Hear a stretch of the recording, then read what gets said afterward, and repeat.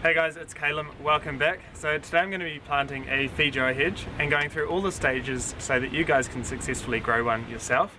Even if it's not growing a hedge, just a single tree, then you can follow these steps as well. Feijoas are one of my absolute favourite fruits and they produce a huge amount of fruit. You may have seen previous videos of me showing you my mum's Feijoa hedge and that grows amazing fruit. Feijoa trees grow really well here in New Zealand, but they also grow really well in a lot of different climates. They can tolerate quite hot and quite cold temperatures, so they can be grown in a lot of places around the world.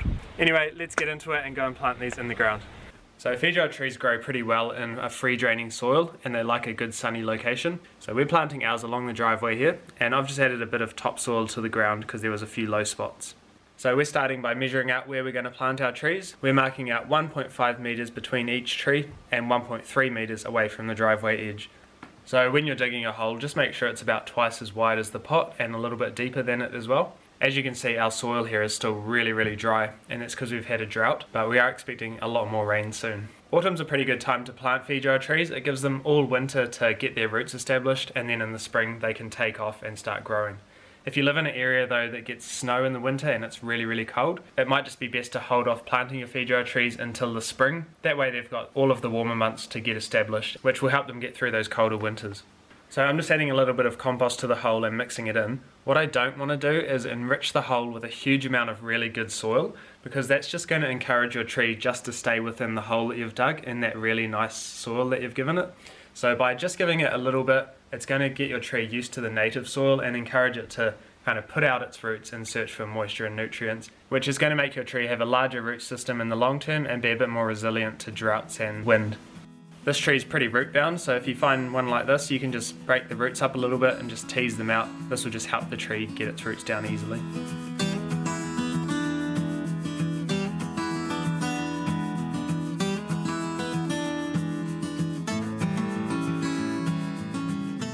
I'm also going to add a top dressing of compost just to help feed the tree over time as it breaks down and as it rains. It is a good idea to stake your trees because they can snap in strong winds, so we're just using 2 bamboo stakes and just tying it on with some natural twine. This should be enough to keep them from, bending right over in really strong winds. Also, just make sure you compact the soil well and give your tree a good drink of water so it doesn't suffer too much transplant shock. So the last step of all is the one that I think is the most important of all, and that is mulch. I always advocate for mulching fruit trees, and particularly Feijoas. They have a network of fine feeder roots really close to the surface of the soil. So by adding mulch, it's just going to protect those roots from temperature extremes, from drying out. It also stops weeds growing and competing for nutrients. And as well as that, as the mulch breaks down, it's going to help to improve the soil and improve the amount of beneficial microorganisms in the soil as well. And that's going to help protect your roots and keep them nice and healthy. So if there's one thing that you take away from this video, it's to mulch your trees. It really does make a big impact and a big difference to them. So there's actually heaps of different Feijoa varieties available. We've gone for about 6 different varieties. Some fruit early, some mid and some late in the season. So this should spread out the amount of fruit we get over a longer period of time. I'll put some details of the varieties we've chosen down in the description box, so check that out if you're interested. If you only have space for just one tree, make sure you plant one that's self-fertile. I believe the only one that is called unique. Also, just remember that Feijoa flowers are pollinated largely by birds, so if you do want to get a lot of fruit, make sure you don't prune your trees too densely. You still want the birds to be able to get within the branches. Just make sure you take away some of the internal branches so it doesn't get really thick. So we're all done with the Feijoa hedge. It's looking awesome. I just can't wait for this to all start to grow and merge together and create a really good windbreak as well for our future food forest. I don't think it will take too long for that to happen. They do grow pretty quickly.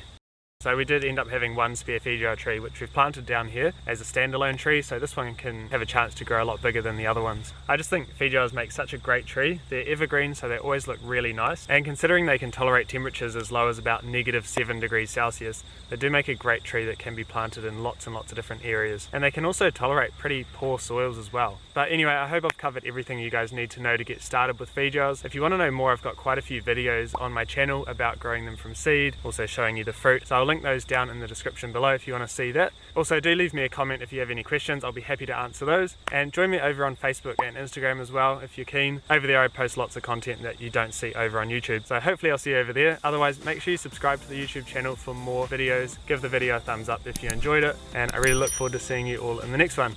Thanks again for watching. I'll see you soon.